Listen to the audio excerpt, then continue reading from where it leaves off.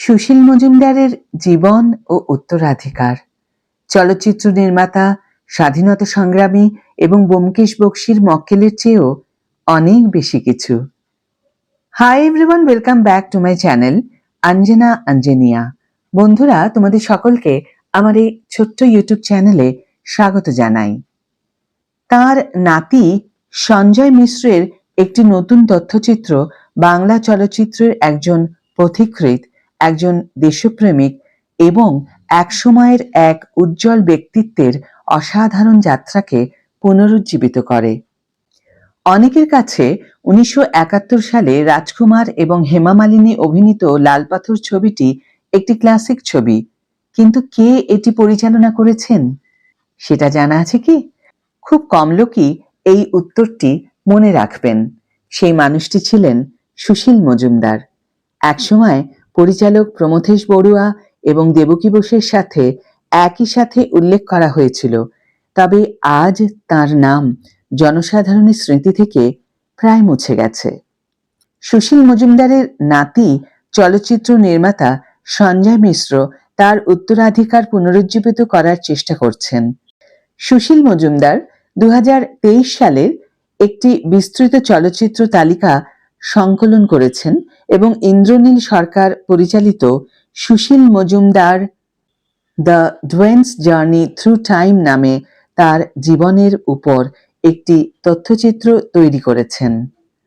সঞ্জয় মিশ্রের লেখা বই অ্যাকশন সুশীল মজুমদারের প্রচ্ছদ। এই তথ্যচিত্রটি 2025 সালের কান ফিল্ম কন্টেন্ট ক্রিয়েটার্স ফেস্টিভ্যাল এবং পুরস্কার অনুষ্ঠানে তথ্যচিত্র বিভাগে দ্বিতীয় রানার আপ জিতেছে। মিশ্রের তথ্যচিত্র Sushil Majumdar the doyen's journey through time April মাসে 2025 সালের কান ফিল্ম কন্টেন্ট ক্রিয়েটার্স ফেস্টিভ্যাল এবং পুরস্কার অনুষ্ঠানে দ্বিতীয় রানার আপ পুরস্কার জিতেছে। এই ছবিতে লাল পাথরের লাইটম্যান খাড়ু পাত্র থেকে শুরু করে সাবিত্রী চ্যাটার্জি, উমেশ মেহরা, পেন্টাল, সন্দীপ রায় এবং লিলি চক্রবর্তীর মতো গুরুত্বপূর্ণ ব্যক্তিত্বদের সাক্ষাৎকার রয়েছে। তথ্যচিত্রটিতে মজুমদারের সাথে দূরদর্শনের এক বিরল সাক্ষাৎকারও অন্তর্ভুক্ত রয়েছে। মাই কলকাতার সাথে কথা বলতে গিয়ে মিশ্র বলেন, আমি চেয়েছিলাম এই ছবিটি অনেক মানুষকে দেখানো হোক, যাতে বিশ্ব এই কিংবদন্তির কথা মনে করিয়ে দেয়। আমি চেয়েছিলাম ছবিটি নির্বাচিত হোক এবং প্রদর্শিত হোক। এই জয়ের জন্য আমি তাদের কাছে কৃতজ্ঞ। মজুমদারের যাত্রা শুরু হয়েছিল ক্যামেরার পিছনে নয়, ক্যামেরার সামনে থেকে। পোস্টার বয় হিসাবে শুরু করেন। তিনি বড়ুয়ার অধীনে সিনেমাটোগ্রাফি এবং সম্পাদনার প্রশিক্ষণ নেন। মজুমদারের প্রথম ভালোবাসা ছিল অভিনয়, যা শান্তিনিকেতনে রবীন্দ্রনাথ ঠাকুরের কাছে অধ্যয়নকালে গড়ে ওঠে। তিনি 1916 সালে শান্তিনিকেতনে ফাল্গুনী নাটকেও অভিনয় করেন। সন্তোষ কে হাজরার জীবন প্রভাত 1931 সালে, এই ছবি দিয়েই তিনি চলচ্চিত্রে অভিষেক করেন। মজুমদার 1932 সালে প্রমথেশ বড়ুয়ার প্রযোজিত দি রেল কমেডি একদা দিয়ে পরিচালনায় আত্মপ্রকাশ করার আগে অপরাধী 1931 সালে এবং নিশির ডাক 1932 সালে এই ছবিগুলিতে অভিনয় করেন। মজুমদারের প্রথম পরিচালনায় অভিষেক ছবি একদা এর ফ্লায়ার। তরুবালা ছবিটির 1936 সালে বাণিজ্যিক ব্যর্থতার পর মজুমদার মুক্তিষ্ণু 1937 সালে এবং রিক্তা 1939 সালে এই ছবিগুলির মাধ্যমেই সাফল্য পান। এই সিনেমাগুলি 100 সপ্তাহ ধরে প্রেক্ষাগৃহে প্রদর্শিত হয়। তার ক্রমবর্ধমান জনপ্রিয়তা তাকে 1945 সালে বম্বেতে নিয়ে আসেন। সোম্যান এস মুখার্জি ফিল্মিস্তান ব্যানারে বেগম সিনেমাটি পরিচালনা করার জন্য তাকে আমন্ত্রণ জানান। এই সিনেমায় অশোক কুমার, নাসিম বানু এবং শারদা অভিনয় করেছিলেন এবং তরুণ রাজ কাপুর মজুমদারের অধীনে সহকারী পরিচালক হিসাবে কাজ করেছিলেন। আমার মনে আছে এই অ্যাসাইনমেন্টে আমি নির্দেশনা সম্পর্কে অনেক কিছু শিখেছি। কিভাবে? কেন? কারণ এই প্রকল্পে আমার সর্বোচ্চ স্বাধীনতা ছিল। সুশীলদা প্রায় সবকিছুই আমার উপর ছেড়ে দিয়েছিলেন এবং আমি প্রায় সবকিছু নিজেই করতে পেরে অনেক কিছু শিখেছি। রাজ কাপুর কিংবদন্তি চলচ্চিত্র নির্মাতা অভিনেতার জীবনী বাণী রুবেনের একটি সাক্ষাৎকারে কথাগুলি বলেছিলেন। 4 আঁখে 1946 সালে ছবির সেটে রাজ কাপুরের সাথে মজুমদার। কাপুর ছবিটিতে সহকারী পরিচালক হিসাবে কাজ করেছিলেন। মজুমদার তরুণ এস.ডি. বর্মনের সাথেও সহযোগিতা করেছিলেন, যিনি প্রতিশোধ 1941 সালে এবং অভয়ের বিয়ে 1957 সালে এই ছবিগুলির জন্য সঙ্গীত রচনা করেছিলেন এবং সম্ভবত রিক্তা এবং মুক্তিসনের জন্য বিশ্বদেব চট্টোপাধ্যায়ের সহযোগী হিসাবে সঙ্গীত পরিচালনা করেছিলেন। তার প্রতিভা এবং কর্মদক্ষতা সত্ত্বেও মজুমদার প্রশংসা পাননি। সম্ভবত শিল্পের চাপের কাছে নতি স্বীকার করতে হয় অস্বীকৃতির কারণে। তার নাতি মিশ্র স্মরণ করেন।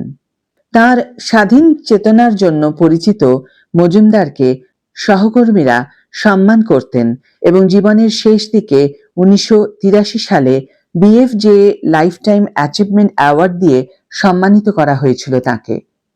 1905 সালের 22শে ডিসেম্বর কুমিল্লায়, বর্তমানে বাংলাদেশ, জন্মগ্রহণকারী মজুমদার এক স্বাধীনতা সংগ্রামী পরিবারে জন্মগ্রহণ করেন। তার বাবা বসন্ত কুমার মজুমদার এবং মা হেমপ্রভা কলকাতা পৌর কর্পোরেশনের প্রথম মহিলা অলডারম্যান। উভয়ই স্বাধীনতা সংগ্রামের সময় জেলে ছিলেন। তিনিও একাধিকবার কারাবরণ করেছিলেন। মজুমদার সুভাষচন্দ্র বসুর ঘনিষ্ঠ ছিলেন।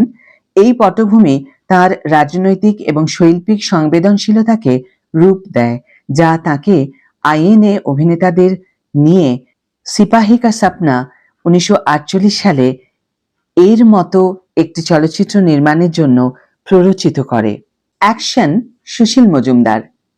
বইটি লেখার সময় মিশ্র তার দাদুর ক্যারিয়ারের কিছু অপ্রচলিত দিক খুঁজে পান, যেমন ছায়াতীর 1972 সালে এবং দোল গোবিন্দ খারচা 1967 সালে এই ছবিগুলিতে অভিনয়ের কৃতিত্ব এবং সোভিয়েত চলচ্চিত্র পরিচালক চিত্রনাট্যকার ভেসেভোলুদ ইলারিওনোভিচ পুডোভকিনের মতো বিশ্বব্যাপী চলচ্চিত্র কিংবদন্তিদের সাথে আলাপচারিতা।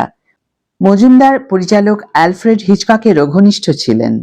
মজুমদার 1961 সালে আজকাল পরশু ছবিতে অভিনয়ে ফিরে আসেন এবং জীবন 1986 সালে এই ছবিটিতে তার শেষ অভিনয়ের অভিজ্ঞতা অর্জন করেন।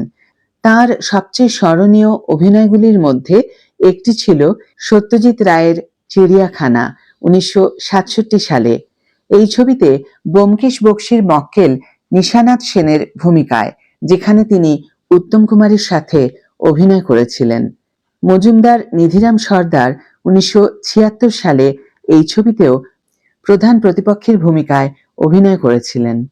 পরিচালক হিসাবে তার রাজহাঁসের গান ছিল এফসি মেহরা সমর্থিত হিন্দি নাটক লাল পাথর, যা উত্তম কুমার এবং সুপ্রিয়া দেবী অভিনীত 1964 সালের বাংলা ছবির পুনর্নির্মাণ। লাল পাথর 1964 সালের শুটিং চলাকালীন মজুমদারের সাথে উত্তম কুমার এবং সুপ্রিয়া দেবীর ঘনিষ্ঠতা হয়। মজুমদার উত্তম কুমারের সাথে অন্তত 9টি চলচ্চিত্রে সহযোগিতা করেছিলেন, যার মধ্যে রয়েছে নিধিরাম সর্দার, দুই পৃথিবী 1980 সালে রিলিজ করে, মনের ময়ূর 1954 সালে রিলিজ করে এবং সুখ সারি 1969 সালে রিলিজ করে। মিশ্র স্মরণ করেন যে মজুমদার বিনোদ কুমার, বিনোদ খান্না এবং রাজকুমারের মতো তারকাদের খুব ঘনিষ্ঠ ছিলেন। মিশ্রের মতে মজুমদার ইতিহাসের ফাটল ধরে পিছিয়ে যাওয়ার অন্যতম কারণ হল বাংলায় যথাযথ সংরক্ষণাগার সংস্কৃতির অভাব এবং প্রাতিষ্ঠানিক স্বীকৃতির অভাব। তার তথ্যচিত্রের আন্তর্জাতিক জয় সত্ত্বেও মিশ্র এখনো একটি ওটিটি মুক্তি নিশ্চিত করতে লড়াই করছেন, কারণ প্ল্যাটফর্মগুলি এই ধরনের বিষয়বস্তুর প্রতি দর্শকদের আগ্রহের অভাবের কথা উল্লেখ করেছে। তিনি 1950 সাল থেকে 1988 সালে তার মৃত্যুর আগে পর্যন্ত কলকাতার যে লেনে বাস করতেন সেই লেনের নাম পরিবর্তনের জন্য প্রচারণা চালিয়ে যাচ্ছেন। মিশ্র বিশ্বাস করেন যে এখনই সময় এসেছে শহরের একজন আইকনকে সম্মান জানানোর। মিশ্রের দাদার রচনার মধ্যে তার ব্যক্তিগত প্রিয় হল যোগাযোগ 1943 সালে, যাকে তিনি সুন্দর সঙ্গীতধর্মী কমেডি বলে ডাকতেন। অন্যদিকে মজুমদার নিজেই প্রয়াত বাঙালি অভিনেতা সৌমিত্র চট্টোপাধ্যায়কে বলেছিলেন যে তার প্রিয় ছিল দিকভ্রান্ত 1950 সালের। একজন পথিকৃৎ, একজন দেশপ্রেমিক এবং জনপ্রিয় বাংলা সিনেমার একসময়ের একজন উজ্জ্বল ব্যক্তিত্ব, তার গল্পটি আরও বৃহত্তর দর্শকের দাবিদার। তার প্রতি অপরিসীম শ্রদ্ধা জানিয়ে তার ইচ্ছের এবং স্বীকৃতির সঠিক প্রকাশের কামনা করে আজকের এই ভিডিও এখানেই শেষ করছি বন্ধুরা। ভিডিওটি যদি ভালো লেগে থাকে তাহলে অবশ্যই একটা ছোট্ট করে লাইক দিও, শেয়ার করো বন্ধুদের সাথে, কমেন্ট করে জানিও তোমাদের মতামত। যারা এখনো আমার চ্যানেলটিকে সাবস্ক্রাইব করনি তারা অবশ্যই চ্যানেলটিকে সাবস্ক্রাইব করে আমার পাশে থেকো, আর যারা অলরেডি সাবস্ক্রাইব করে দিয়েছো তাদের জন্য আমার অনেক ভালোবাসা এবং অনেক ধন্যবাদ। আজ তাহলে বিদায় বন্ধু, দেখা হবে পরের ভিডিওতে। ভালো থেকো, সুস্থ থেকো, সঙ্গে থেকো।